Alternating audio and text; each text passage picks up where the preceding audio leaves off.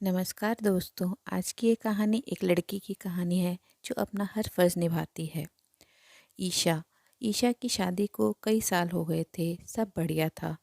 छोटी बहू होते हुए भी वो बड़ी का हर फर्ज निभाती थी, क्योंकि बड़ी बहू तो आते ही अलग हो गई थी। ईशा के सास ससुर को हर काम के लिए ईशा ही याद आती थी।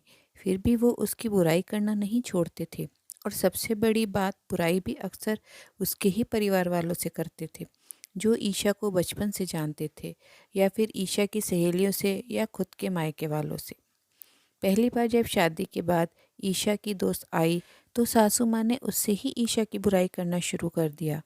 जब ईशा को पता लगा तो उसने अपने पति नीरज से कहा, माँ जी को समझा दिया था कि कम से कम जो लोग उसे जानते हैं उनसे तो उसकी बुराई कर खुद की जगह सही ना करवाए। पर उन्होंने ना सुनी, बल्कि और ये आदत ही बन गई थी। आजकल तो अक्सर ये कहती कि ईशा, तुम पहले ये काम अच्छा करती थी, अब नहीं करती हो, फिर भले ही वो कोई भी काम हो। ईशा की बुआ उसके ससुराल आई थी। तब सासू माँ की किटी पार्टी भी थी। वो बुआ को भी साथ ले गई, और आदतन सबके सामने ही ईशा की बुराई करने लगी। कहने लगी, ईशा पहले सब अच्छा करती थी, पर अब कोई काम ठीक से नहीं करती।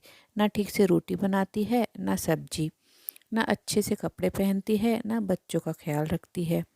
वो और कुछ बोलती इससे पहले ही ईशा की बुआ बोल पड़ी, लगता है ससुराल में आकर बिगड़ गई है, क्योंकि हमारे घर की तो वो बड़ी बेटी है, और सारा घर और ऑफिस दोनों अच्छे से संभालती थी, और बड़ों से लेकर बच्चों तक सभी का ध्यान भी रखती थी। आपके यहाँ आकर बिगड़ गई है।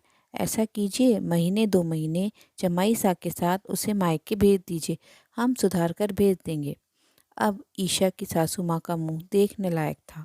उन्हें बोलने के लिए शब्द नहीं मिल रहे थे, तो बस फिर उठकर चली गई, ये कहकर कि आती हूँ, जरा कोई बुला रहा है। और ईशा की बुआ जी बस मुस्कुरा रही थीं। तो दोस्तों, आपको यह कहानी कैसी लगी? अगर अच्छी लगी है तो नीचे कमेंट बॉक्स में कमेंट करके ज़रूर बताएं, और आप इस कहानी को शेयर भी ज़रूर करें। ऐसी ही मनोरंजक और अच्छी कहानियाँ सुनते रहने के लिए चैनल को सब्सक्राइब ज़रूर करें।